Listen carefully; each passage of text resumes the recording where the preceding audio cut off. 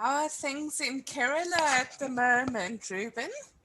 Yeah, it's not very promising, but the numbers are increasing every day, and we are expecting another peak in the numbers by October. So it's a daily numbers are up till 3,000 positive cases a day. How are things in Kerala at the moment, Ruben? Yes. Yeah, it's not very promising, but the numbers are increasing every day, and we are expecting another peak in the. Sure, there's quite an echo on the line. No, I was just activating the YouTube link. Oh, okay. So, yeah, I fixed it. Yeah, but Dr. Arati works in the health law, so she is Right.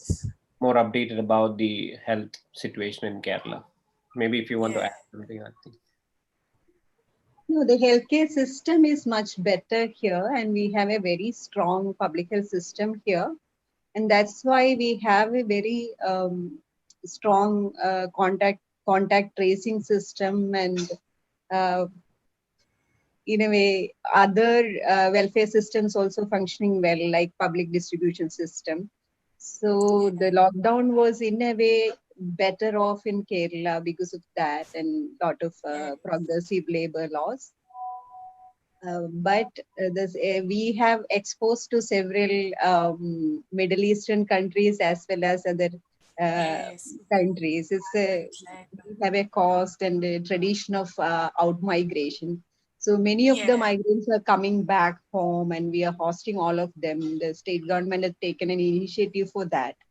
So Yeah. initially, there was one point there was zero cases, and then the in migration or return started, and the Yes. spreading happened, and now it's almost like kind of a community spreading is happening. But the government Yes. is ready to accommodate almost 5,000 patients per district. So infrastructure is Wow. developing, so they are working hard, and the baseline healthcare workers are also getting affected day by day. Per Yeah. day, 50 to 100 health workers are affected by COVID. So that's becoming Wow. another issue here. Yeah. No, I've been reading about Kerala's response and particularly the public, the contact tracing and the social programs have been a real inspiration to many of us. I think it's been kind of a history which has been fighting against the neoliberal economic policies and kind of building Yes. public healthcare system over here. Yeah. Yeah. Yeah. And the left government here is more politically committed towards people's health, and that might be Yes. one reason. Exactly. And Exactly. other issues here is like it's thickly populated, and the population density is much higher than other states in India. So in a Yeah. thickly populated, the social distancing and everything become really difficult then. That's Yeah. Yeah. Definitely. Yeah. they are anticipating COVID positive status very soon. Yeah, yeah. Wow, what a time we've been living through. Yeah, And general health status of people are really good. Their immunity power is good because of relatively better of social and economic conditions. That might be another reason for lesser mortality rates. yes, yes, exactly. Mm. Yeah. No, it's Kerala has had definitely a long history of, yeah, good programs and a left government, as you say, for many years. Yeah. I've been going through your profile, and it's really impressive because we have one of the courses in uh, for LLB students is human rights law, and we teach the Bill of Rights 1996, and you've been part of one Oh, of the advisory committees. And like when we look into the history of other counterpart human rights documents, I raised this question: why it's so late? Because in US and other European countries, it is in early 19th century, these kind of documents happened. And when it comes to South Africa, it's been in 1996. So I pose this question, you have to think why it is so delayed here and the historical reason behind that. So that's how I Yeah. raised the question of racism in the classrooms. And it's been really interesting, and I'm really glad that I could meet you here at least. Yeah, it's such a rich sort of connections between the two countries, and it would be good to build on that and strengthen those bonds. I mean, so many comparisons. You're, of course, much further along your journey of than we are. But yeah. Where are you in South Africa, Sandra? So it's a small town called Stellenbosch, which is about 40 minutes drive from Cape Town. So it's really close to Cape Town. It's a main sort of wine producing region in South Africa. Yeah, and it's a sort of university town, Yeah, basically. Cape Town. Yeah, yeah, very close to Cape Town. I'd been to Durban for World Social Science Forum in 2015. Oh, right. Yeah, Yeah. yeah. 2015. Okay, so about 5 years ago. Yeah, yeah. No, Durban is an interesting place. I was actually born in Durban. So yeah. It has a very interesting cosmopolitan culture. Like when we mingle with people, several kind of mixing up, and the question of caste in India gets really blurred when it comes to Durban. And I found it really Yeah, interesting. yeah, yeah. No, it's a real melting pot, and yeah, the regions are all quite different in South Africa and Johannesburg versus Cape Town and so forth. Yeah. Um, but we sort of now, coming out of our lockdown phases, we on sort of lockdown level 2. We've had, about 15,000 deaths and Mhm. 600,000 infections. So it's been tough, I mean, the economy's been very devastated and, I mean, dramatic sort of. It's going to be a long recovery process, I think. Yeah, it's like probably it's an opportunity. People might think about what kind of a world they want to live in, and politically, probably they might think towards a welfareist or a better kind of an egalitarian system. I don't know. I'm just trying to be optimistic. That's all. Yeah. Well, it says those inspiring words of Arundhati Roy, where she said it could be a portal into a new world. I don't But know. also, I don't want to be hopeless. That's why. yeah, no, I think it's been quite a moment of reckoning, for all of us, and for the world. I think that's what I'm also planning to speak to in my, address a little bit. Sandy, I'll Yeah, have to interrupt you in between. In the interest of time, I think we can start. Yeah, Yes, sure. yes. definitely. A very warm good afternoon to all the participants from India, and a very good morning to all the participants who have joined us from the African and European time zone. I welcome you all to this webinar titled "Human Rights in a Pandemic." And in the unprecedented times that we are right now, I'm reminded of Eisenhower's remark about governance, where he said that in governance, the urgent is never important and the important is never urgent. So we are in a time when all the policies, decisions, and developments happening around this pandemic uh, has this question about human rights. What are the human rights approaches that we need to utilize or adopt in this pandemic? So we have two interesting eminent scholars who are both eminently positioned to speak on this topic. I welcome both of them. to this webinar. We also are joined by the Dean and Head of Department at School of Indian Legal Thought, Professor Dr. Bismi Gopalakrishnan, and Dr. Arati, who is from School of Indian Legal Thought. I now hand over to Dr. Arati to introduce the speakers. Arati, over to you. Yeah. Thank you, Rubin, and thank you to the participants who are willing to participate in today's session, and the faculty and the team of students in School of Indian Legal Thought is extremely happy that we have got two eminent speakers today. And it's a privilege that we have Professor Sandra Liebenberg and Professor Sairam Bhatt today with us. And I just briefly introduced because of paucity of time, and I have been going through the profile of Professor Liebenberg, and it's really, really exciting as a student of law and as a student of human rights to introduce here. And she's currently head of the Oppenheimer Chair in Human Rights Law and Distinguished Professor in Faculty of Law, University of Stellenbosch. And being the students of human rights law, it's very interesting to know that she previously served as a chair of the technical committee advising Constitutional Assembly on the drafting of Bill of the Rights in 1996, Constitution of South Africa.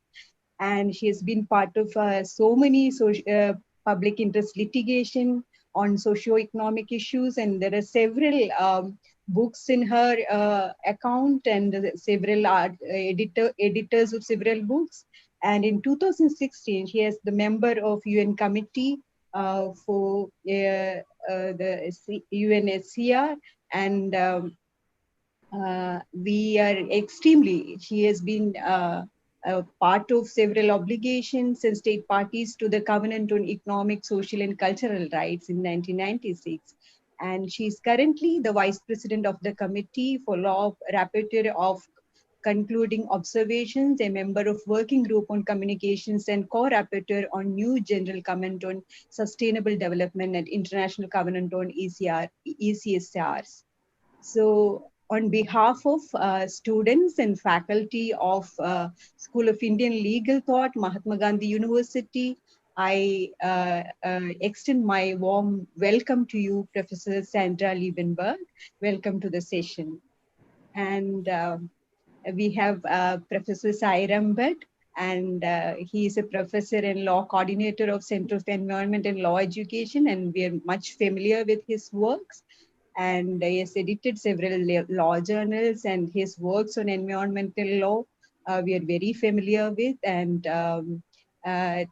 his work on natural resources conservation law by SAGE, which is part of many of our academic curriculum, and his work on right to information is also we are very familiar with. And he's kind of a friend of School of Indian Legal Thought and very close to our department head and Dean of the Dean of Law, Professor Bismi Gopalakrishnan. So, sir, on behalf of faculty and the students of School of Indian Legal Thought, I extend my warm welcome to you. And Professor Sairam Bhatt will briefly introduce today's topic. And after that, we'll have Professor Sandra Liebenberg's speech. She will talk about 30 to 40 minutes. Then we will have another 30 minutes for discussions and deliberations, which Professor Sairam Bhatt will chair. And I request Professor Sairam Bhatt to take care of the session further. Thank you all. Thank you, Arti. Professor Bismi, Professor Sandra, the faculty of MGU University, participants to this webinar on human rights in a pandemic. I think it's a great privilege for me to chair this session, virtually though, not physically. But I think most of you have joined this session to hear Professor Sandra and her work in this particular area.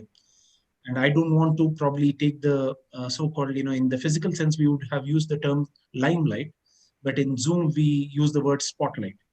So I think we should give enough time for Professor Sandra to deal with what she has found in terms of the human rights issues and challenges that were faced by not only countries like India, but also probably world over. But I think she can also get great references from South Africa as well.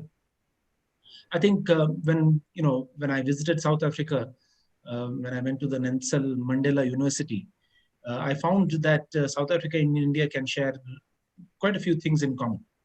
And I'm sure during the pandemic, we have several things that we can share as issues that have commonly faced between the two countries. Human rights during the pandemic, I think, have two sides to it. I think we have, like Aarti was saying during a very informal chat before the start of the session, which I was just hearing, she did mention a lot of positive sides where state governments did take a lot of initiatives, and she was mentioning about the role of the Kerala government, especially in the public health system. So I think there are a lot of positives to be taken from this pandemic about how government has responded. Of course, there are a lot of negatives. We have missed a few things, and I'm sure that is the discussion that we have today. So probably I'll come back with a few concerns of mine in this particular topic, but after Professor Sandra speaks. So over to Professor Sandra. Over to you. So hello everyone. It's still morning in South Africa, and it's a great honor to me to be invited to deliver this special lecture. Thank you to the School of Indian Legal Thought, to Professor Golapakrishnan, and to the coordinators, Dr. Rati and Dr. Ruben Thomas John. It is, of course, a particular honor to be associated with a lecture series under the auspices of Justice Krishna Iyer of the National Legal Aid Clinic, who has been a bright beacon of hope for human rights, especially for the poor and underprivileged over many, many years. I'm also honored to share the panel with Professor Sairam Bhatt of the National Law School, University of India in Bangalore. And finally, before I get to the substance of my remarks, I want to just express my gratitude to my research assistant, Mr. Christian van Skalkwijk, who helped me with background research and is part of the participants in today's webinar. So turning then to the substance of my remarks. Even though the warning signs of climate change and environmental degradation have been with us for decades, it has been the coronavirus pandemic of 2020 that has shocked humanity out of its complacency that our political, economic, and cultural systems are immune or even resilient to an existential crisis. The pandemic that has worldwide killed over 900,000 people thus far has in fact exposed our profound vulnerability as a species. As many others have pointed out, it has magnified many of the systemic injustices and challenges confronting the global community.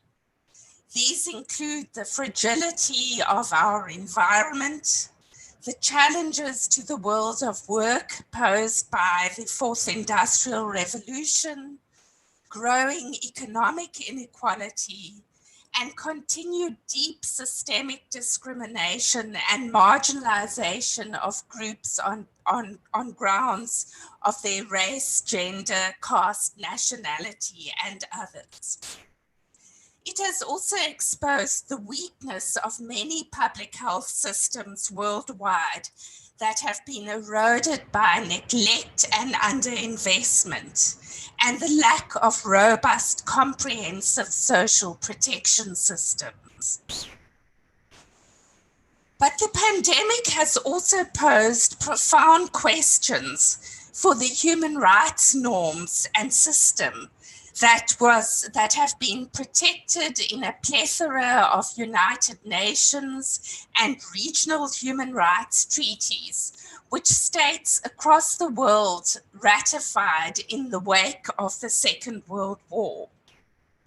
Many of these human rights norms have also been enshrined in domestic constitutions, such as those of South Africa and India. What is the relevance and role of human rights in responding to a global public health crisis, such as the one the coronavirus has represented? Is it not more useful to rely on hard public health and economic policy data and policy making, rather than the vague and idealistic human rights norms? And in a time of economic and social crisis, is it not prudent to give governments the latitude and powers they need to deal effectively with the exigencies of the crisis, unburdened by onerous, time-consuming human rights obligations such as public participation, impact assessments, and judicial oversight of human rights?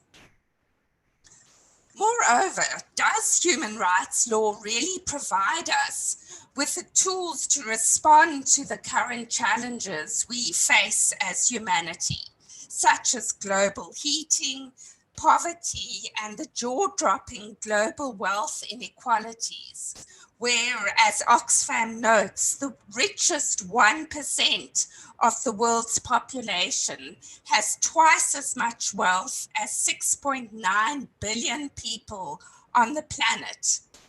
And 22 of the richest men in the world have more wealth than all the women in Africa combined. In his book, Not Enough: Human Rights in an Unequal World, Samuel Moyn argues that a neoliberal economic paradigm has come to dominate world economic systems since the 1970s, and that in fact human rights norms have been powerless to stem the tide of inequality and the dismantling of the social protections of the welfare state that have followed in its wake. Indeed, it is those who these very neoliberal economic policies have marginalized and cast into deepening economic precarity that have borne the brunt of the coronavirus pandemic. These include the millions of informal sector workers whose livelihoods were suddenly brought to an end when lockdown measures were adopted. The migrant workers whose jobs came to an end and were stranded without social protection due to border closures. The over 1 billion of the world's population living in informal settlements and slums, for whom the advice to socially distance and engage in frequent hand washing must have sounded very hollow in the lack of such social facilities. And the women exposed to higher levels of domestic violence, as well as bearing the burden of childcare and caring for the sick and elderly. Indigenous people have also faced threats to their very existence as peoples. And it is also the poor and marginalized who have frequently borne the brunt of the heavy-handed law enforcement responses to enforce the emergency measures in many countries. My central argument in this lecture will be that human rights indeed speak to all these challenges and should be at the core of national and global responses to these problems. Firstly, it is worth returning to the values which are at the foundation of human rights norms: human dignity, equality, and freedom. Human dignity implies that each person is worthy of respect and entitled to the conditions of life consistent with human dignity.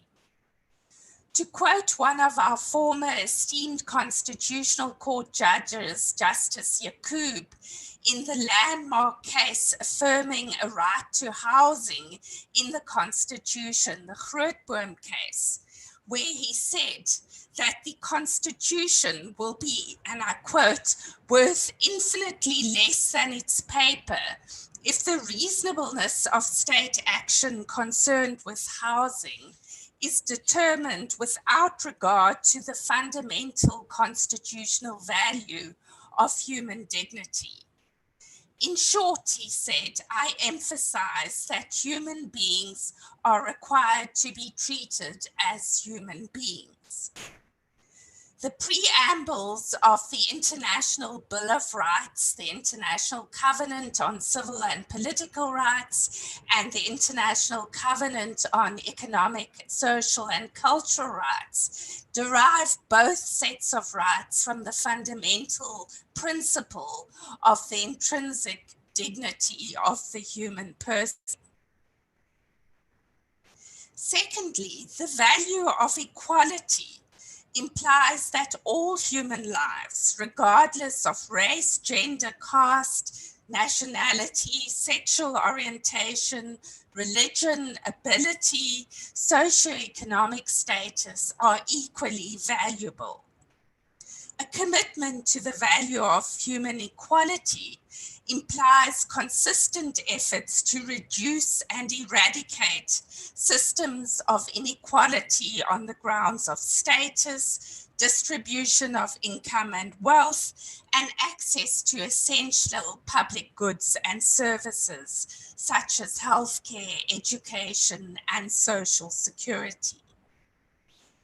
And finally, the value of freedom implies the right to make and exercise the choices and follow our own inner convictions and beliefs without arbitrary and unnecessary restrictions.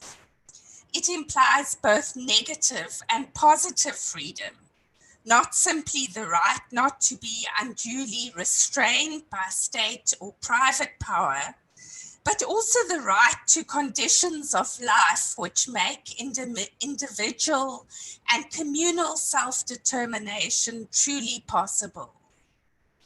This conception of positive freedom aligns well with renowned Professor Amartya Sen's theory of human capabilities, which asks whether people have the opportunity to achieve valuable combinations of human functioning.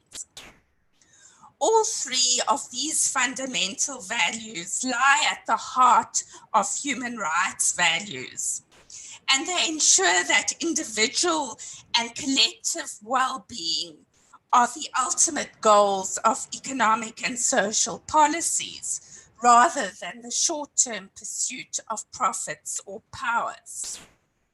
They can also guide us away from our current trajectory of environmental destruction, which is rendering life on Earth increasingly dangerous for current generations and threatens to make it uninhabitable for future generations. I turn next to examine more closely what human rights norms have to offer in how states respond to the coronavirus pandemic. And in doing so, I will draw on guidance provided by the UN human rights system before concluding with some reflections on the lessons the pandemic holds for responding to future crises. The first point I want to highlight is that in a crisis such as the one posed by the coronavirus pandemic, human rights norms assist us in priority setting. They direct our attention to those who are most vulnerable and disadvantaged and require us to prioritize the protection and fulfillment of their needs and rights. These are the groups whose rights are most imperiled in a crisis, and the identification requires careful contextual analysis and monitoring.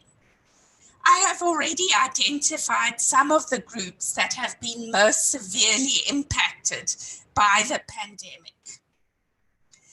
As the UN Secretary General Antonio Guterres noted in his report, COVID-19 and human rights, we are all in this together. The virus does not discriminate, but its impacts do.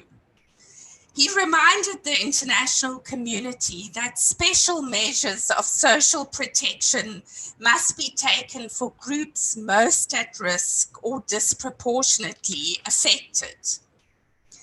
He goes on to note that the response to the crisis needs to take into account multiple and intersecting forms of discrimination and inequalities, including pervasive gender inequality.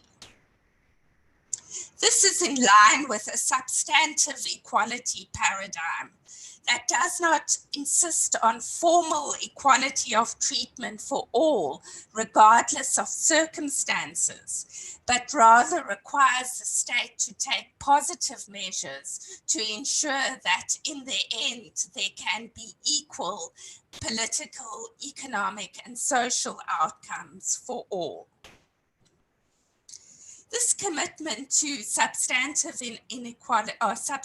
equality will be even more important as the world copes with the economic fallout of the pandemic, which is triggering dramatic drops in GDP, looming recession, and sovereign debt crises faced by many countries.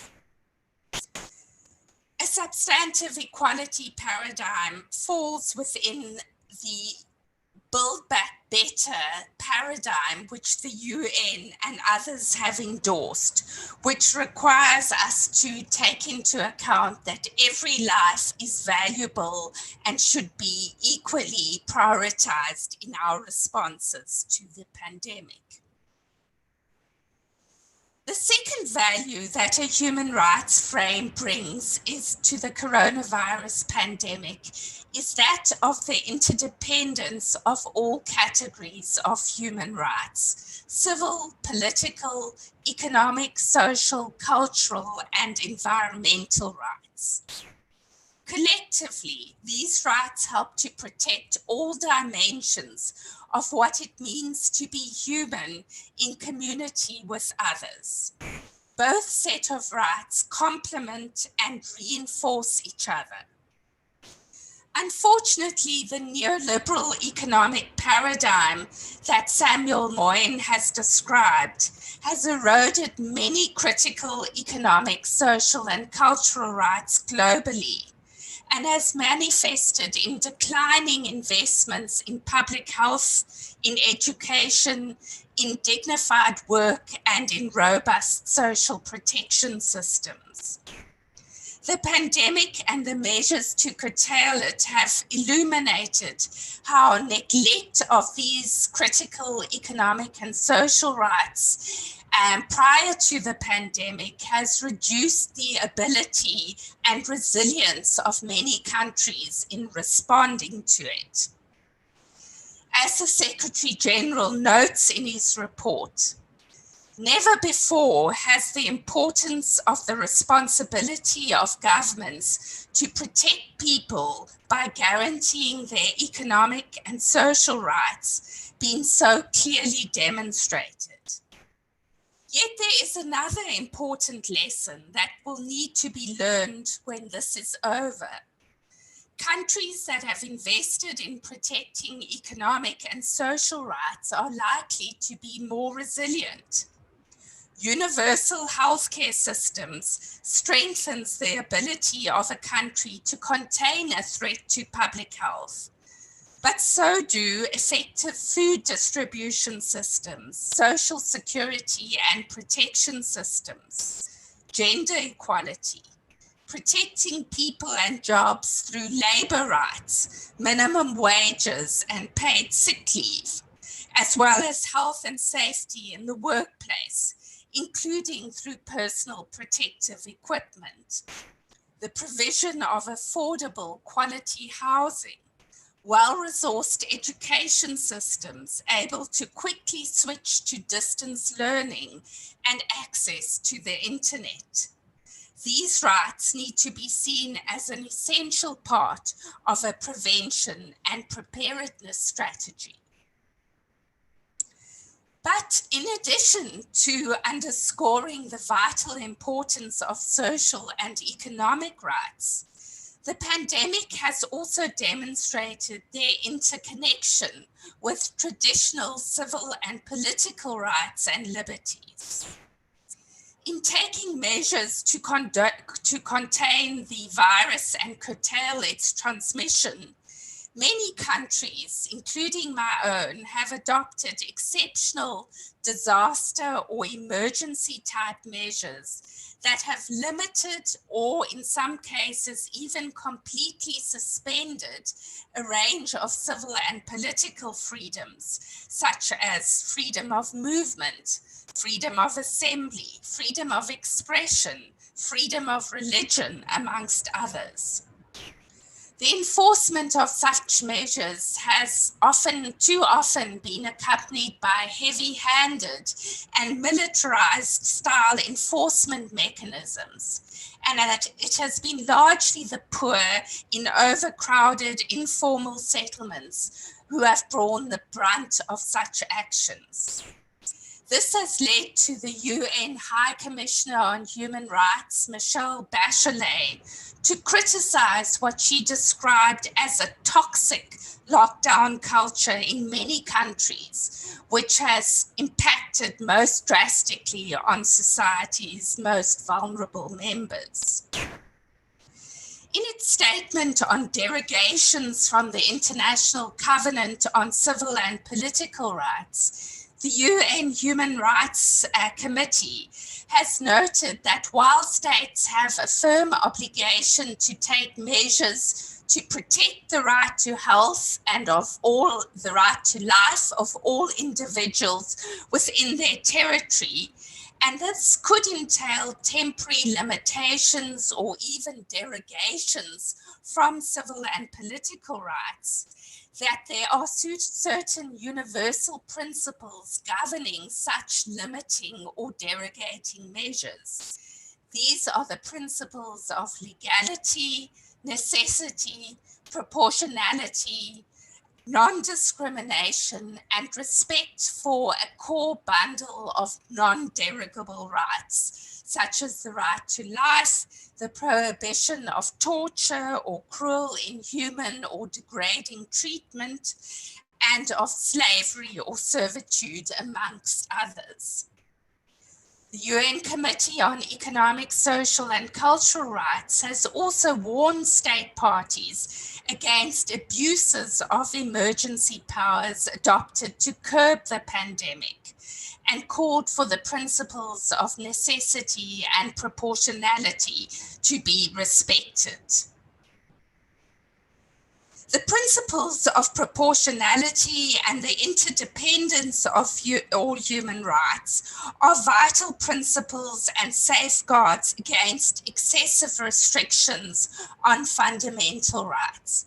But they are also valuable tools in helping us to balance between rights that might seem to be in tension with each other, such as, for example, the tension between the right to life on the one hand and the right to livelihoods on the other that has been so prominent in this pandemic.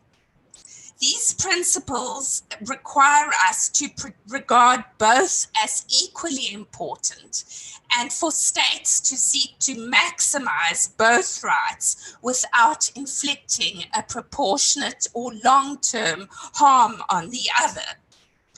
In other words, A failure to take adequate measures guided by the best scientific evidence available to protect life in the context of the pandemic on the pretext of preserving livelihoods or the economy would not represent a reasonable or proportionate response.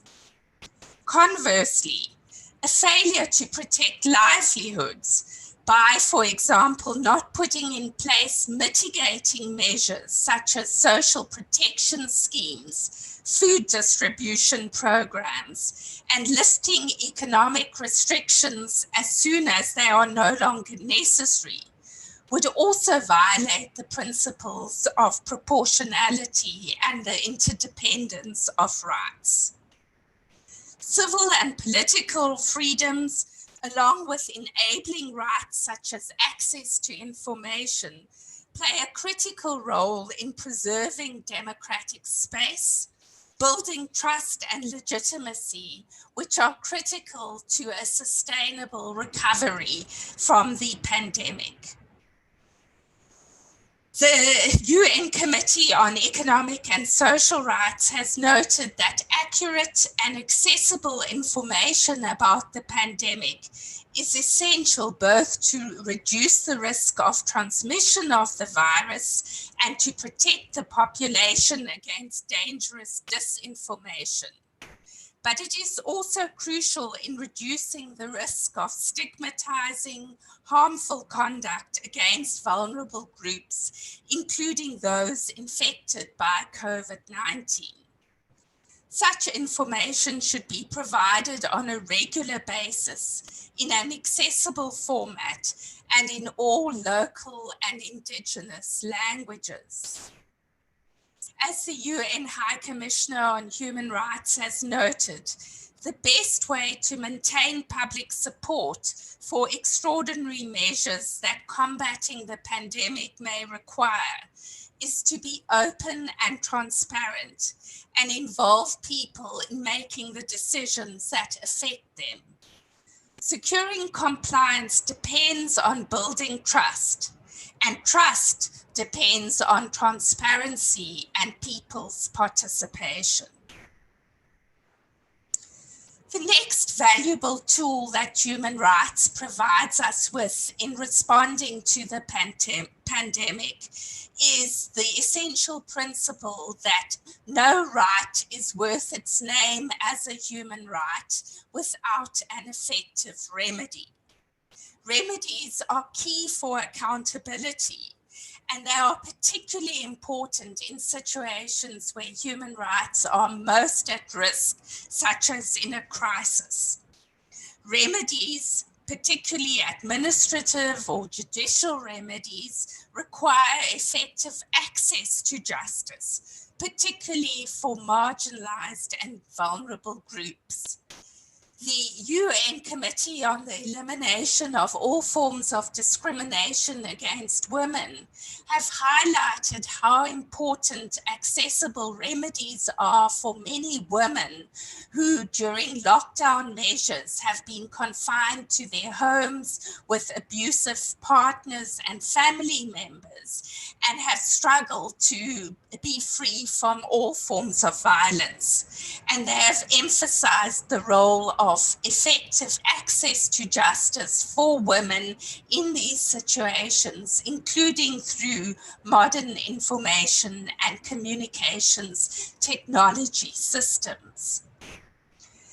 An example of the important role that judicial remedies can play in a crisis is a recent case in South Africa where the High Court declared that the suspension of our school feeding program, which provides critical school meals to 9 million impoverished children in the school system in South Africa, the court found that the suspension of this program by government during the closure of the schools represented a breach of the constitutional rights of children's right to basic nutrition, as well as the right to education, because without effective nutrition, effective learning is impossible. And the court, in giving this judgment, relied on the principle of non-retrogression, which says that when rights have been afforded and extended, particularly economic and social rights, they should only be withdrawn in exceptional circumstances and in line with strict principles of proportionality and non-discrimination. It drew on this principle, which was developed by the UN Committee on Economic, Social and Cultural Rights, and has also been affirmed by the UN Committee on the Rights of the Child. The court ordered government to resume the school feeding program for all learners, regardless of whether or not they were in school, and undertook a continuing jurisdiction over the implementation of this order, which is ongoing at present. Such continuing jurisdiction or supervisory jurisdiction has many similarities to the Indian remedy of the continuing mandamus. The final principle that I want to touch on in this lecture, where I believe international human rights law offers important normative tools in coping with pandemics and crises, is the principle of international assistance and cooperation. This principle acknowledges what the coronavirus pandemic has thrown into stark relief: that we live in a globalized world where the fates and fortunes of all are inextricably connected. The virus does not respect national boundaries, and neither should our responses. As the UN Human Rights High Commissioner has noted, if one country fails in its efforts to control the spread of the virus, all countries are at risk. The world is only as strong as the weakest healthcare systems. In its recent statement on the coronavirus pandemic, the UN Committee on Economic, Social and Cultural Rights emphasized the critical role of international assistance and cooperation, which includes the sharing of research, medical equipment and supplies, best practices in combating the virus, coordinated actions to reduce the economic and social impacts of the crisis, and joint efforts by states to ensure an equitable economic recovery. It called for the world community to prioritize the needs of vulnerable and disadvantaged groups and fragile countries, including least developed countries, countries in conflict and post-conflict situations, and called for them to be at the heart of the international response. As progress has been made globally towards a vaccine for the COVID-19 pandemic, international support and assistance, particularly in initiatives such as the COVAX initiative, are going to be critical to ensure that the benefits of such a vaccine are spread equitably and that fragile and underdeveloped countries can benefit from such vaccines. So in conclusion, I hope that I have succeeded in convincing you that human rights offer a value-based set of principles and methodologies for responding to and emerging better and more resilient from the current pandemic. The values of human rights law invite us to structure our political, economic, and social institutions so that they foster an ethos of care, social solidarity, egalitarianism, and respect for human agency. As such, they offer powerful tools to respond not only to the current pandemic, but also to other contemporary challenges I've mentioned, such as global economic inequality and environmental degradation. And yet, as the UN Secretary General has warned, the coronavirus crisis has come at a time when there has been considerable pushback by some against multilateralism and international cooperation, including against international human rights norms. Fulfilling the promise of human rights law will require a combination of new and inclusive forms of grassroots and civil society mobilization. It will require sympathetic states to stand up for human rights values and to support international and national bodies responsible for human rights monitoring and enforcement. And finally, it will require a fundamental reimagining of our political, social, and economic systems so that they can be aligned to the human rights values of human dignity, equality, and freedom.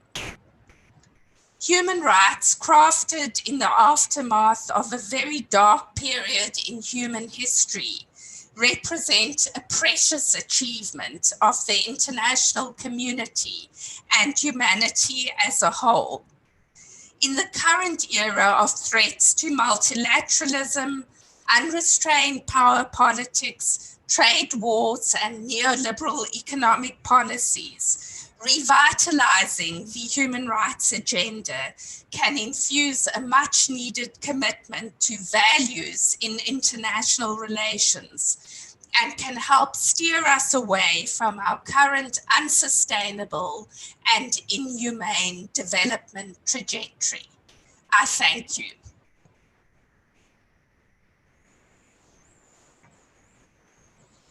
Thank you, Professor Sandra.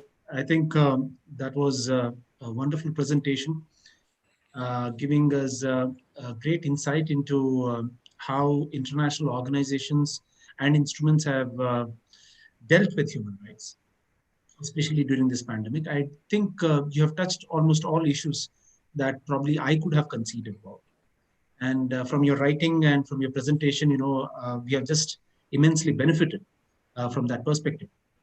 Let me, if you permit me, give kind of a contextualization of what you presented in the Indian space, so that we get into a kind of a discussion with the participants on that. So my attempt will be only to reiterate what you have already done, but just giving some specific examples in the Indian context. I thought I could use a presentation, but that's fine. So the first thing, Professor Sandra, and this is just addressing to the participants, was about, India did have a great amount of challenge in the initial days about migrant workers. And, migrant workers, unfortunately, in India, do not have adequate security, especially in terms of both employment and livelihood. And we found migrant workers crisscrossing the country. Interestingly, unfortunately, some of the states like Uttar Pradesh, which is on the northern side of India, and Bihar, workers from these two states were there in every state, possibly even in Kerala. So migrant workers was probably the first challenge that India faced during this pandemic. Now, how did the government respond? I think the government responded quite reasonably well by providing them food and shelter and travel.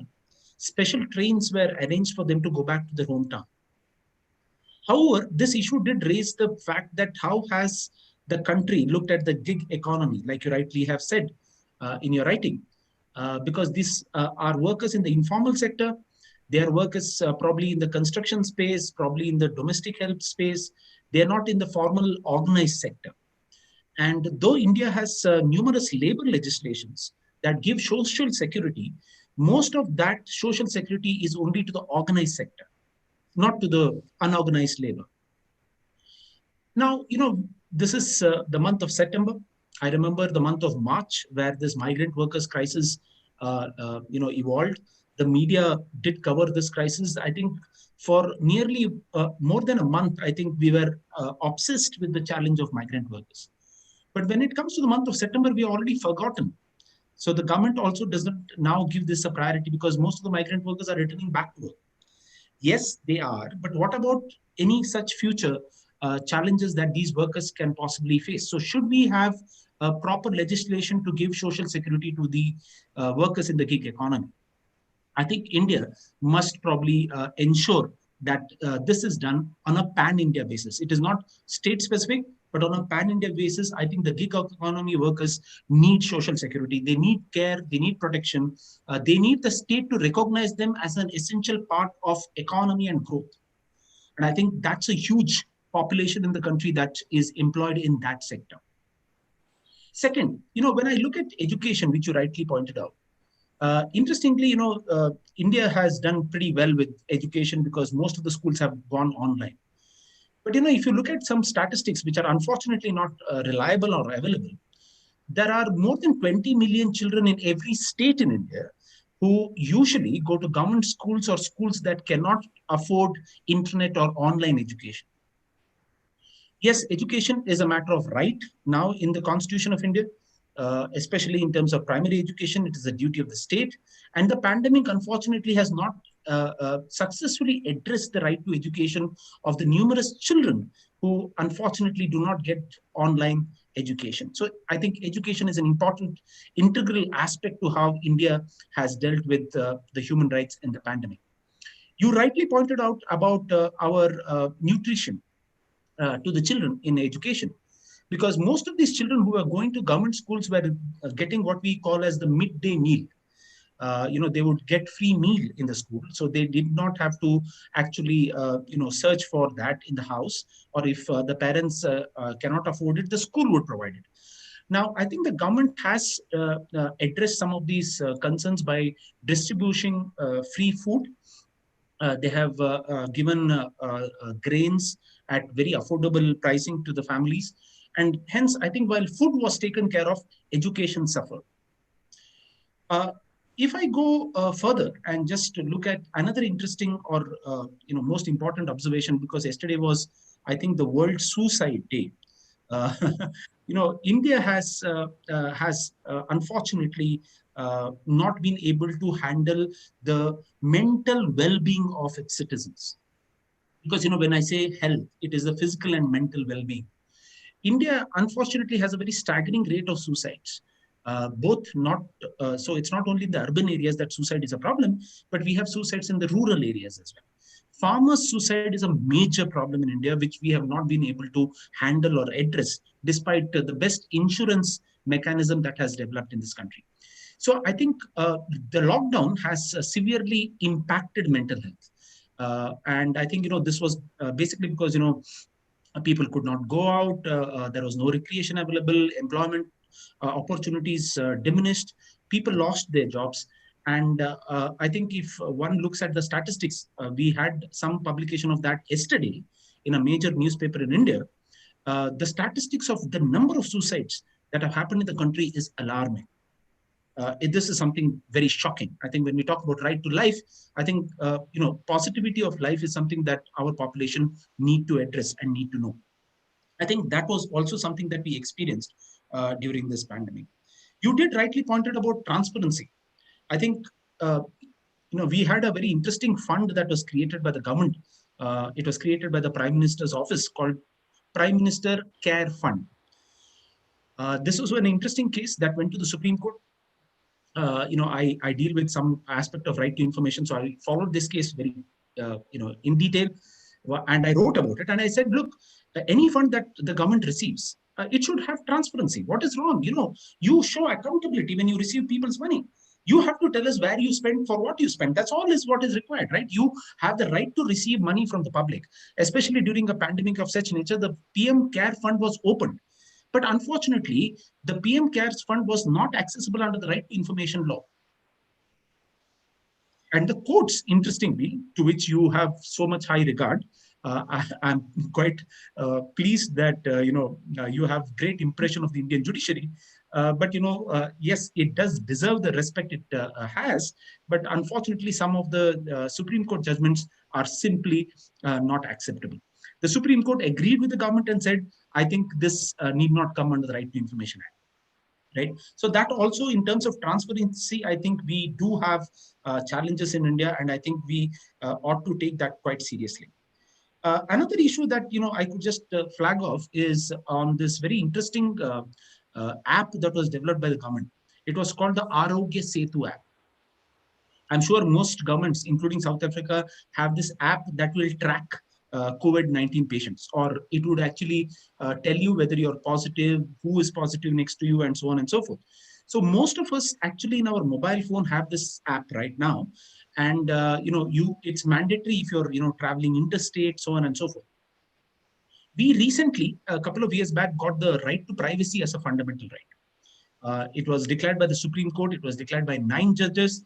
We thought privacy was a right, but interestingly, during the pandemic, I think privacy has gone to a toss. The government is tracking you. Like Aarti was saying, Kerala has this very good tracking policy. I don't mind you tracking because, yes, there is larger public interest that is involved. But, tracking digitally, where you are, the Arogya Setu app actually tells you where you are. It, surrounds you to whichever places you have actually gone. And I think the government, while having justified that kind of a tracking, has to take responsibility for the data. It has to see that the data is not shared with any third party. There has to be data security.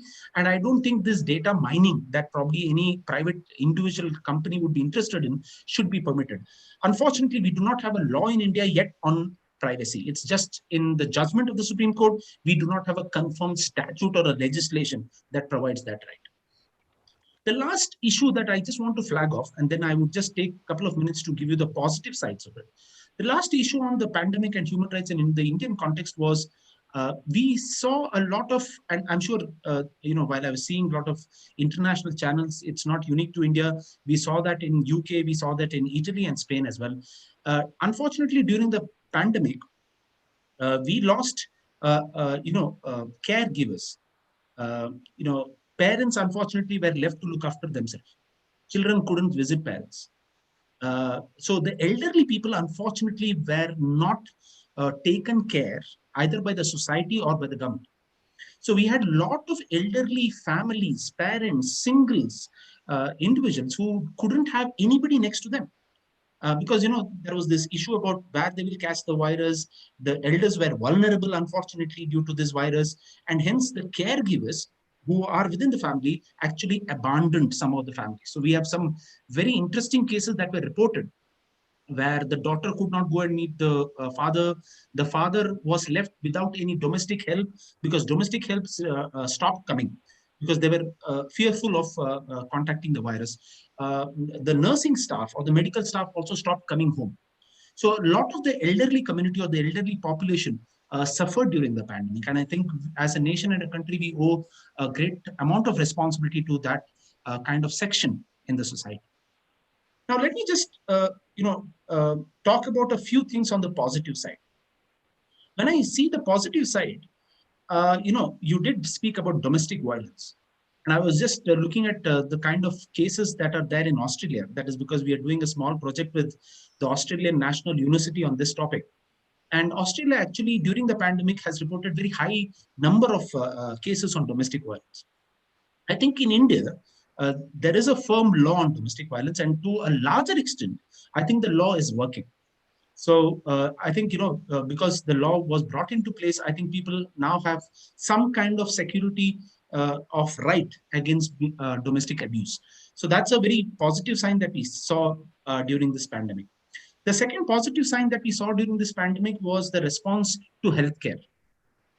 I think the government did a fantastic job by making healthcare affordable, accessible, and available. The government intervened at the right place by giving, by capping the, health cost of a COVID patient. So you can go private or you can go public. So we capped the price. So this is under this National Pharmaceutical Pricing Authority, where drug prices and treatment costs were regulated. So the private healthcare sector could not go by the normal business during the pandemic. They had to do social service. They had to actually make healthcare far more affordable. So I think the government regulated the healthcare business as such and saw that to a larger extent, people were able to access the basic right to health. I think what was important during the pandemic also was the response of the government for certain kinds of disasters, which are not connected to the virus, but which the country faced during this pandemic time. Especially, we have faced unprecedented rainfall, the deserts in the western part of India unfortunately got flooded. So there were deserts, but they got flooded with water. This is a place called the Ran of Kutch. And I think the government did pretty well. Usually governments would come up with excuses of saying, oh, we are busy with the pandemic, hence we cannot probably take care of the flood victims. But the government in this case actually worked pretty well. And I think positively, the government did respond to the issues that were faced during these disasters. I think one interesting other aspect that I saw was how the government in India dealt with prisoners. When the initial time of the pandemic, we were quite anxious that the Indian prisons are overcrowded and the virus will, spread very rampantly there and cause quite an amount of, violation of human rights. But the government was very fast on releasing under trials.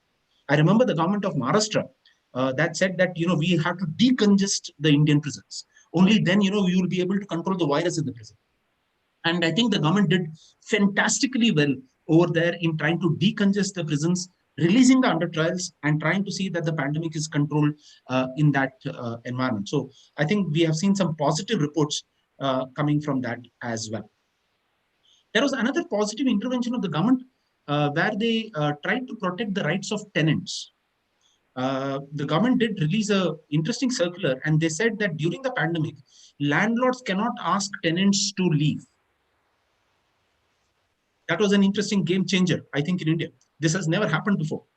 And a lot of states, especially if I can talk about Karnataka, Maharashtra, and some of the northern states, did implement this order.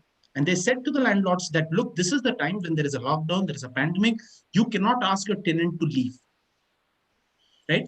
They have the right to stay. And in case, and I remember of a case where, I had to defend the landlord where he asked his tenant to leave. It was a paying guest accommodation and he did not know the law and that's why he did it. But then the police actually threatened him to be arrested under the disaster management law because that notification of protecting the tenant was issued under that law. The pandemic also raised one interesting, issue, and the issue was on environment. Suddenly, you would see cities in India hearing the chirping of the birds, especially in Bangalore, which is a very noisy town. I think the environment got a little cleaner. We got cleaner air during the lockdown.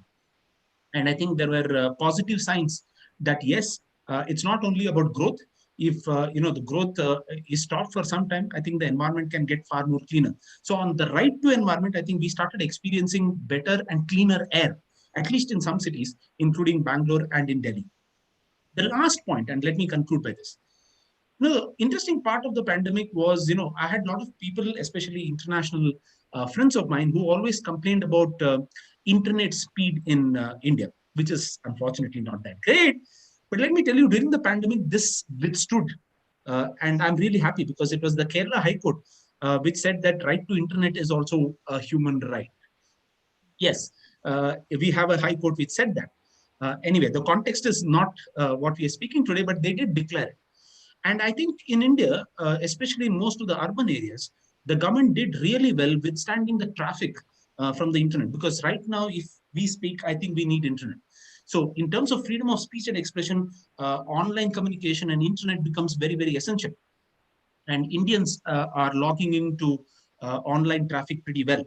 And I think to a larger extent, the government with telecommunication and internet facility actually tried to ensure this at some price, but I think there was no disruption, major disruption anywhere else. So I think these were some of the issues, challenges, some positives as well that we have taken in this country in the human rights context in the pandemic. So I thought I will just add to that context so that the discussion that are going to come by with questions now can be raised before you.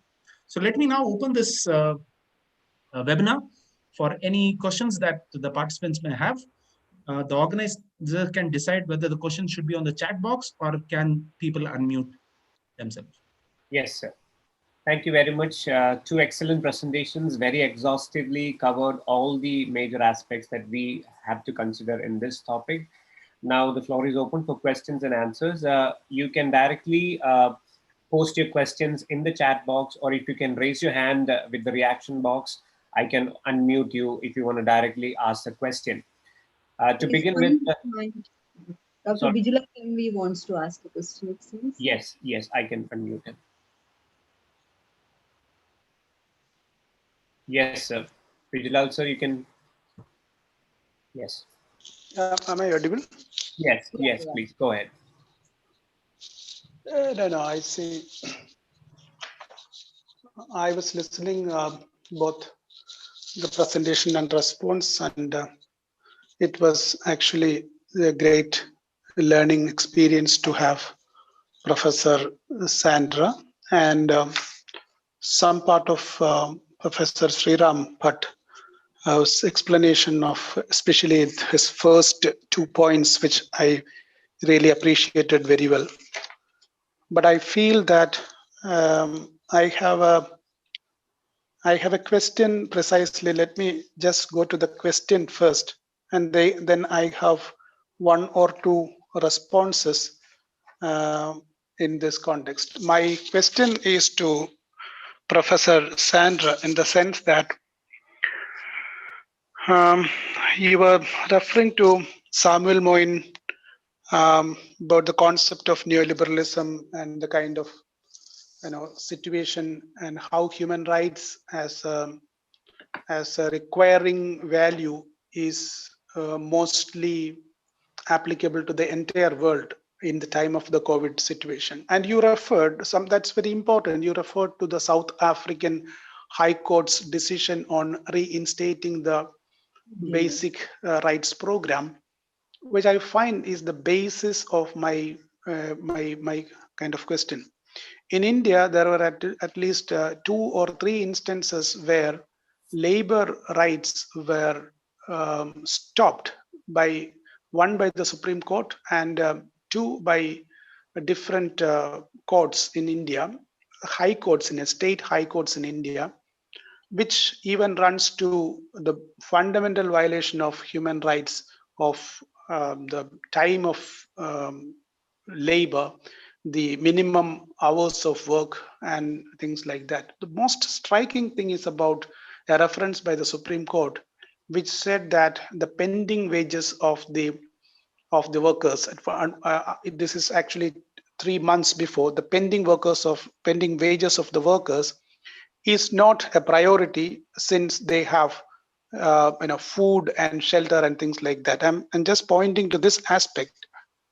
And this might be the case in many countries. Once you have a different and positive example of South Africa, I can at least cite you different, at least 7 or 8 instances of such violations by the floor of the judicial system. I was thinking that we have this systems where we are talking about rights-based approaches to human rights, and we are talking about keywords, and we are talking about fundamental applications of this. My whole idea is that should we really need a kind of social, a global civil society authority for evaluating the human rights processes at this time on a transnational basis. I would say this authority in the sense that it has to have a kind of collective appeal, and it has to have a collective kind of demonstrative power that this comes up, and that is where the transnational collaboration at the time of human rights is actually situated. And especially when you are ending your talk, you have referred to a very precise kind of inhuman development conditions. So my feeling is that, no, let me intervene in this. Sir, can I request you to just be precise with your question? So you can raise the question my and we question can is, expect my Professor question Sandra is to very, respond instead of making an analysis.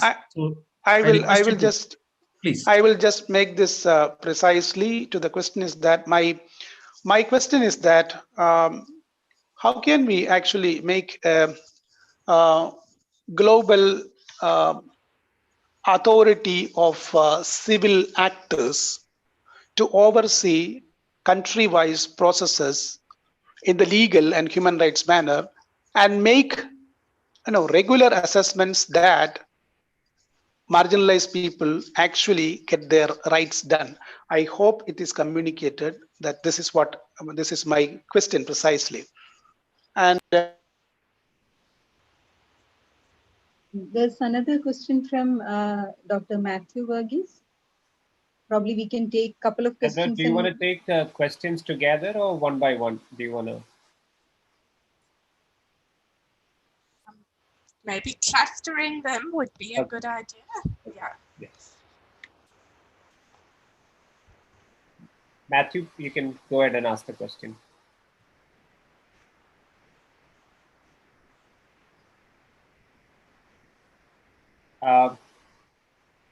Matthew, if you can hear me, please unmute your mic and you can ask the question. If you're taking time, I have a question from Induja. Okay. Yes, Matthew, go ahead. Oh, I hope I'm audible.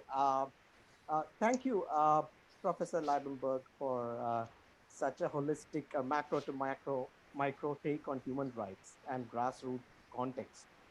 I was wondering about the contemporary context that may not, within quotes, entirely new in effect, but rather exaggerate situations like that of most vulnerable. Here, I'm more keen to know about South African scenarios, of which I could get a very basic glimpse of from Durban. If I take those groups represented by the Abali, like ABM movement, or the Kennedy Road-like situations that really wanted to be talked to, that's one thing, and which probably have ever less chance now. And if I may also recall the way they joined with mainstream, like the DA or against ANC and things like that. Also, in the context of South Africa, which is very special, I felt, because after 90s, so many things converged in South Africa, right? One is the reforms towards human rights. Second is the coming in of neoliberal pressures. So does such a process unfurl during exaggerated effects during COVID? That's one question. Second is, what do you think entails for such powerful movements from informal settlements in current scenario? Thanks a lot once again, Dr. Liebenberg. Sandy, I have a question from Induja from Åbo Academy in Finland. She asks that in many countries, for example, India is not part of the complaints procedure under the ICCPR and ICSCR optional protocols. In such a situation, how to bring the state to accountability under international human rights law mechanisms? Does it bring extra challenge during the pandemic emergency situations?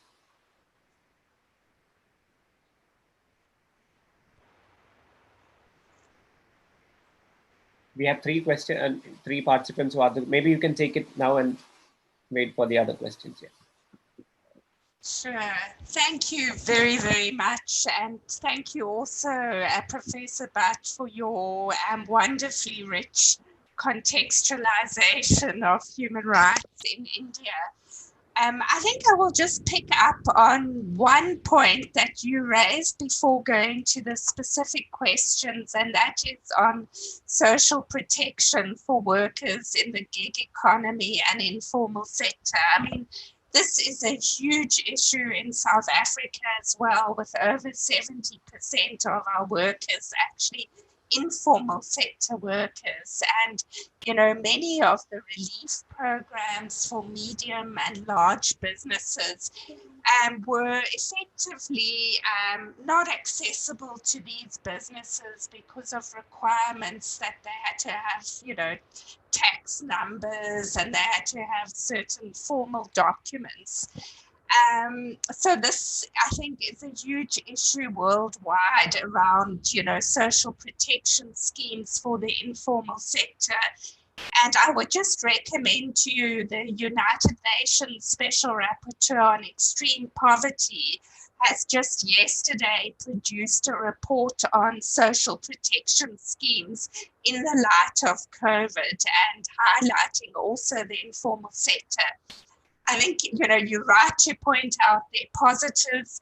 And in South Africa, I mean, some of these positives have been, for example, a special COVID grant of 350, which is paid to all who don't benefit from other social grants. Unfortunately, it's a time-limited measure. But we have seen that the Ministry of Social Development and Civil Society, the COVID pandemic has revitalized a debate in South Africa around a basic income grant. And I think this is something which is, I think, going to be very important going forward, as a universal social protection scheme. So yes, I agree with that. So just to go to the specific questions, Bejolal's question about courts and then a global civil society forum. I am very much aware of the trajectory in India with your Supreme Court, and that, some have criticized that the golden era that all of us studied of public interest law, is maybe hasn't been perpetuated going forward. Certainly the South African court's responses has been interesting because although they've withstood or they've upheld all the government state of emergency regulations against challenges, they've also come in and been willing to grant relief where they felt the most vulnerable are not protected. So I've mentioned that school nutrition feeding program. Other examples is we also had similar measures saying no evictions could take place during the lockdown. Our courts have come in where local authorities have demolished shelters on the grounds that they were land invasions and sometimes quite brutally demolished them and said, no, that actually this is in violation of the lockdown and also principles of judicial oversight and so forth. So our courts have sort of, although they haven't set aside any macro level disaster type mechanisms, they have come in to support the most vulnerable in these situations. And yes, I mean, courts are difficult creatures, and they're not always the panacea. One has to sort of look very carefully at their judgments and be prepared to critique them against, for example, universal standards as well being a basis to do that. The question of a global civil society forum, I think, is very interesting. I mean, the world is, of course, not there yet because we have a system of state sovereignty, and states are very much, sort of the major players in the international arena. But I think, really, if we talk about a reimagining of human rights, we do need to start thinking about these global, cross-national, it's not new, of course, but we need to revitalize that. And just to say, within the UN systems, civil society movements do have an important voice in reviewing states' performances and so forth, and in criticizing them. So, yeah, I would just agree with the sentiment that we certainly need to think of, innovative ways of, relying on remedies. Don't all have to be judicial remedies, and accountability mechanisms can be civil society forums and other ways of achieving accountability. Matthew's question about the Abahlali movements in Durban, the so-called shack dwellers movements and the ambiguities of South Africa's transition to democracy is very, well taken. And there is, of course, a very lively debate in South Africa around, a progressive constitution that enshrines justiciable economic and social rights, and yet what many have accused as being effectively neoliberal economic policies. And there's a lot of concern, for example, at the moment by movements like the Budget Justice Coalition, that the stimulus packages actually are not all that they made out to be, and that in effect we may be heading for an era of austerity and cutbacks in many areas. And the question of, well, what can human rights do in that scenario? What tools do they offer? This is very much a lively debate and a very live debate at the moment in South Africa. And then the question from Obo Academy about the non-ratification of the optional protocols, what happens when your domestic remedies run out, what sort of international remedies you would have when states are not obliged to ratify the optional protocol. So South Africa, for example, has ratified the optional protocol to the Civil and Political Covenant, but not yet the Economic, Social and Cultural Rights Covenant.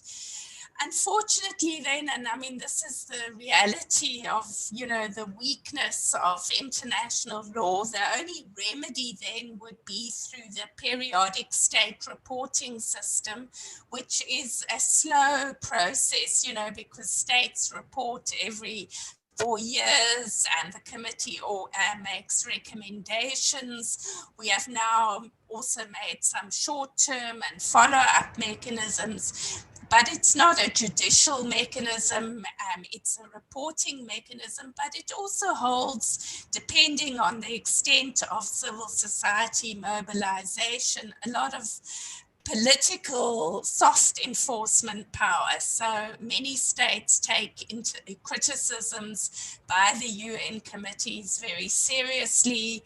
They send high-level delegations, and you have many civil society formations that are very active in follow-up on that. But short of actually pushing for ratification of the optional protocols, there's not much more that can be done in terms of international human rights accountability.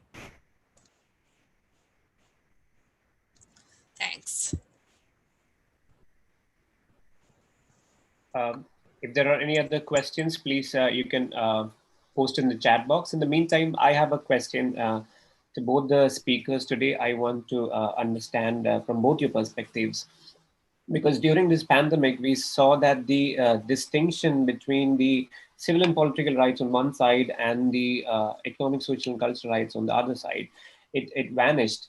And we know that the economic, social, and political rights is in the limelight more than ever now, right? And with the ESC rights, we always hear terms like availability of resources, and the economic constraint also comes into the picture. But there is also this political constraint in the space, wherein the government, the democratically elected, or it's a legitimate body which runs the politics of the country, which decides budgetary allocations. Now, in light of the pandemic and how the governments are taking care of the health and the social security aspects of its people, do you see any possibility in future that the governments would allocate or reallocate resources more to the ESC rights, and rather than going into the priorities of a particular government every other term when it changes? I would like both your perspectives on this. I see no other hands raised or questions. Yes, Arati, please go ahead. Yeah, it's actually kind of a after both the listening to both of you, It's kind of a vicious circle which is forming in my mind. It's like from Professor Sandra's presentation, we got clearly that the socioeconomic inequalities already existing in the world, which is actually disproportionately affecting the people. The pandemic is being affected disproportionately because of that too, the existing socioeconomic inequalities. And the pandemic is further creating or further widening the gap and further, in a way, severizing the socioeconomic inequalities. And the kind of measures the national states have been taken, which has made the people, poor people, socioeconomically backward people's life even more worse. And that is create, how do we deal such situation where the pandemic is all uh, creating a disadvantaged situation and in a way kind of worsening the situation further. So the role of judiciary, as Professor Sairam Bhatt has suggested, has become completely silent. There wasn't even a single petition against the lockdown, the way lockdown had happened in India, and all the anti-labor regulations and policies. Judiciary has kept a silence and taken part of side with the state, and taken a clear anti-people position over there. And another option is kind of mass resistance. And there is again a bar on a restriction on mass protest and assembly, freedom of speech and everything. So it's kind of a vicious circle where the inequality, socioeconomic inequality is worsening further through pandemic, and the state measures is further getting it worse. And we don't have a judicial intervention over there, and the state policies is taking a kind of completely anti-people position, and we don't have a possibility of strong mass resistance. So in such kind of a vicious circle, how do we see through? How do we proceed further? Being scholars of human rights law and being activists of human rights activism. That's what I was puzzling, listening to both Professor Sairam Bhatt and you, man, Professor Sandra Liebenberg. I see no other hands and questions. Probably in the interest of time, it's already 1.5 hours now. I'll just add one more question from Professor Sandra's presentation. You mentioned about the international assistance and cooperation, which is also a mandate in many of the international covenants. And we know that with regard to the vaccine development, many countries are racing against each other, like for example, Russia and US. And how do you see this being a benefit to the whole of humanity when it comes to international assistance and cooperation between countries that are at the forefront? Because it has to be a benefit for the whole world's population. So how do you visualize the benefit of the vaccine getting to the whole population of the world? And Anju Rajan has a question to Professor Sandra. What all measures are taken by the South African government to provide positive right to unorganized sectors? Yes.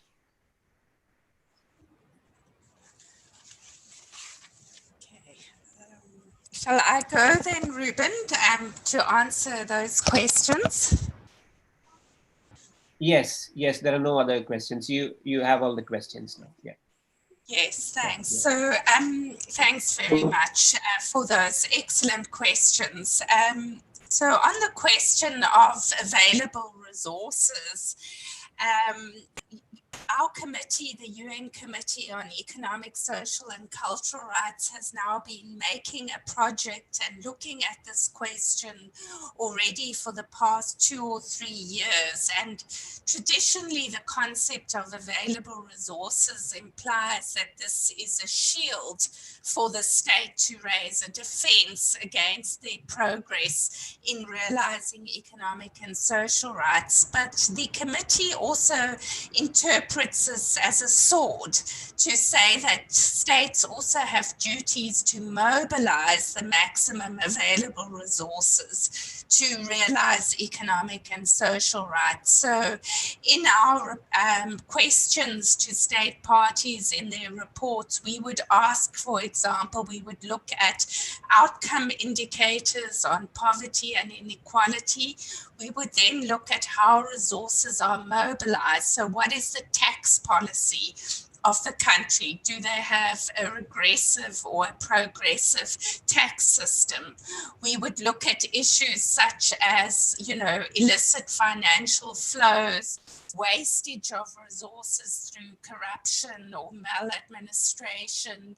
And then we would look at sort of social expenditure as a proportion of the public budget and of GDP. And we would set that. And I think there's, that's been done internationally. We still see many domestic courts, including our own, being very deferential because of separation of powers concerns to go into this. But our own courts have started to make some moves in this direction to say that where there are clear obligations, then it's not an excuse for government to say they haven't budgeted for example, primary school nutrition or alternative housing if you are evicted. So I think there are, developments on sort of adjudicating and setting standards for available resources, and also a lot of political mobilization around looking at the question of available resources. Unfortunately, and I don't know what the case is in India, during the COVID pandemic, there's been a lot of relief measures, but it's sort of subsequently come to light that there's been systemic corruption in many of these measures, particularly in procurement systems for critical, PPE and so forth. And this has been, a major issue that's been sort of, investigated. And, we haven't spoken much about corruption, but that's sort of, one major area where resources meant for the poorest are actually being squandered. So I think there is a lot of important work happening there. Irati's very interesting question of the inequalities and, that have been aggravated, as she says, by the pandemic on the poorest. And how do we now get out of that in an era where the traditional tools of social mobilization are not available to us? So I think on one level, I would respond to say, I think the pandemic has really also highlighted that it can't be business as usual.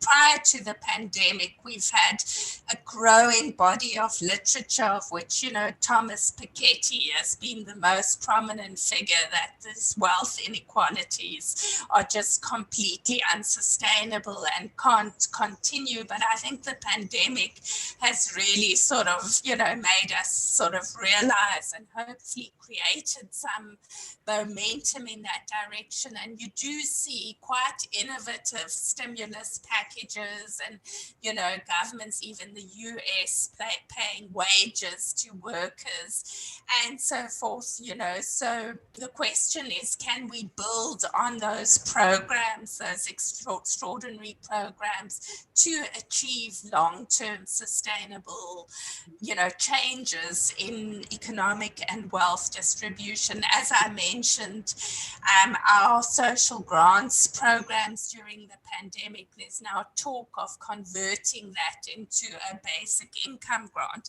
But the danger you point out is also very much there, that soon it will be back to business as usual. The inequalities will continue and have been deepened, and civil society will be weakened very much, in the wake. One can only sort of think that as the pandemic passes its peak and as vaccines become available, the traditional tools of civil society mobilization will come back. And also just, you know, the possibilities for digital mobilization are also obviously there. The UN Human Rights Committee, in its latest general comment on the right to peaceful assembly, has also recognized digital protesting as falling within the ambit of that right. So we will have to find new ways of mobilizing and pushing forward. But I think we miss a very important opportunity if we don't take the energy that's now being put into special programs and measures to push forward into sustainable programs, you know, to transform these inequalities. And then the question about the international assistance and cooperation and vaccines. Yeah, I mean, I'm not an expert in this, but the UN bodies are calling for example, use of TRIPS flexibilities to ensure that they don't become, you know, a barrier to access. And we've also seen the COVAX initiative, which is an initiative by a number of countries. I think at last count, there were some 159 have signed up to basically pool resources around the vaccine delivery and ensure equitable distribution. So really those kind of good practices, collective responses are going to be, you know, it's so much of the essence of international assistance and cooperation. And then lastly, just the question about how did South Africa respond to unorganized workers and the informal sector. You know, as I've already mentioned, I mean, this has been a particularly vulnerable sector, and it's also the biggest sector by far of our population. And, you know, also, you know, facing all the traditional obstacles, a large number of non-nationals within this group being affected. And there have been programs put in place, there's been social grants, there's been relief mechanisms, but I think it's not enough. And this is one particular area where a long-term strategy for unorganized workers and the informal sector, particularly also domestic workers, have been affected. So we've had a special relief scheme, temporary employee relief scheme, which includes domestic workers, including if they've been unregistered within the scope of that scheme. The TERS scheme, we've had that, but, you know, unfortunately, the administration has not always been what it should be. There's been delays in payments and also recent evidence of corruption in some of these social programs. So, you know, it's an ongoing struggle for us. And I see us as poised, you know, very precariously between, you know, using this energy to build back better and to falling back into even more of a deep hole of inequality and precarity. So it's really a challenge to all of us, you know, to yeah, as the UN says, to try and build back better from this pandemic. Thanks. I can just add to what Professor Sandra has already stated. I think it's important that governments realize that they cannot go solo in ensuring either the public healthcare system or responding to challenges that are posed by such a pandemic. And I think that is where a public-private initiative should be encouraged. I think the public-private initiative will not only ensure a greater amount of a corporate-style structure, because it will change administration perfectly, but it may also bring in a certain amount or degree of efficiency in service delivery. And I think that's very important. And I think in India, we have slowly learned that not only in the public healthcare system, but in all other systems where the government, like for example, the railways, we are looking at privatization so that it could increase or enhance the service delivery system. I think that is a realization, even now, the challenge of the pandemic is not that any government institute is developing the vaccine. It's a private institute that are developing, but I think once they realize that they are doing this in public interest, I think the governments have to tie up with these manufacturers or service providers so that public health systems are actually protected. I think there is a lot of lesson that one can learn. And I think it's important to look at, the fact that today, we are tied between two interesting dichotomies. At one hand, when I was a student of law, I was always encouraged to think global and work local. Globalization, liberalization was just starting off post, the WTO regime. But interestingly, countries, unfortunately, due to the political landscape and others that surround us right now, including the President of the United States, now is looking at nationalization or thinking inwards. I think that is a dangerous scenario. If countries start thinking inwards and they don't, they look at the rule of exclusiveness. I am different. For me, the vaccine is more important to my countrymen. That could be a dangerous scenario for most third world countries, countries that cannot probably manage, their legal system in a more efficient manner. I think we cannot abandon globalization. We cannot abandon the fact that countries have responsibilities towards each other. It's not responsibility towards your own population, but I think it's a responsibility to humanity in general. I think nation states have to actually recognize the same. And that's the reason, I was just looking at Bangladesh, how they have been treating the refugees who have come in from Myanmar, especially during the pandemic. Now, Bangladesh is not a very, a country that has a great economy to, support the pandemic. But as a nation state, you would expect Bangladesh to take care of the refugees. And that is something that I believe that countries must pledge to. And I think that is where the maturity of its democracy and its legal system is better displayed. And I think that is something that the international community has to reiterate. I'm worried about the fact also that some of the international instruments, we used to always look at international law as being soft law because, it does not have that kind of enforceability.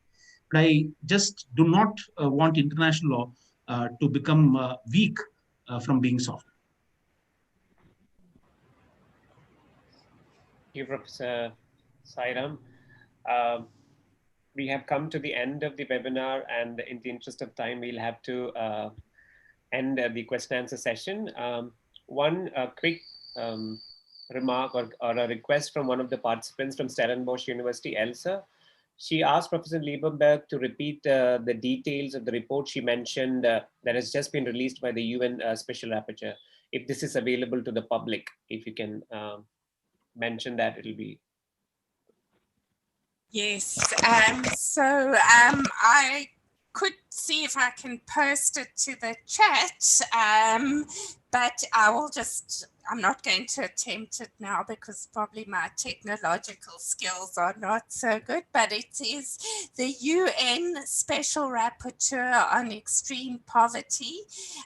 He's done, Mr. Olivier de Schutter, on global social protection systems in the wake of the pandemic, including the subject we've been talking about social protection in the informal sector workers.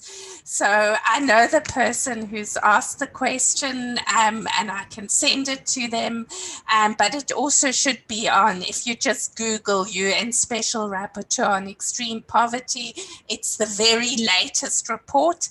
And on that topic, I would strongly also recommend the outgoing Special Rapporteur on Extreme Poverty, Professor Philip Alston's report on the parlor state mandate of poverty eradication, also looking at issues of how do you define poverty, and a critique of some of the SDG initiatives, you know, from very much from the perspective of the accountability angle. So I think both of these are very much worth looking at. Thank you. And just to also mention, you know, to put in a last plug, our UN committee under the optional protocol has now got a very growing body of jurisprudence on economic, social, and cultural rights, with some really important decisions dealing with the clash between housing and property rights, dealing with gender and social security, and many other topics. So I would also very much recommend that jurisprudence to the participants to show what is possible in achieving accountability for economic, social, and cultural rights. Thanks. Yes, now we have come to an end of the webinar. I would like to extend my sincere gratitude to both the speakers today. Special thanks to Professor Sandra Liebenberg, who has taken time out of a very busy schedule where she has started a new semester and she has afternoon work with the committees. We are so thankful that you took time to talk to us on this very important topic. And it was a very, very enriching session. We have all received so much of information and knowledge in this particular aspect. So on behalf of School of Indian Legal Thought, I extend a warm thank you and gratitude to your time that you have spent with us. Thank you very much, Professor Sandra. I also take time to extend my heartfelt thanks to Professor Sairam. I don't think we could have found anyone else who could have better round up all the aspects of human rights aspects from India. You did a very, very good contribution to the whole webinar. Thank you very much, sir. We look forward to future associations with you both. On behalf of School of Indian Legal Thought, I also extend my thanks to Professor Sairam Bhatt. And I would also like to extend thanks to our Dean and Director, Professor Bismi Gopalakrishnan, for facilitating this, for this platform, for encouraging us to bring up such events. I extend my sincere gratitude to Professor Bismi also, and I also extend my gratitude to Dr. Arati for coordinating the whole event. Last but not the least, thank you for all the questions from the participants and all those who participated from different parts of the world. Have a nice day to those in the other part of the world, and have a nice evening to everyone in India. Thank you very much. All the very best. Thank you so much. Thank you. Thank you. Thank you. Bye-bye to everyone.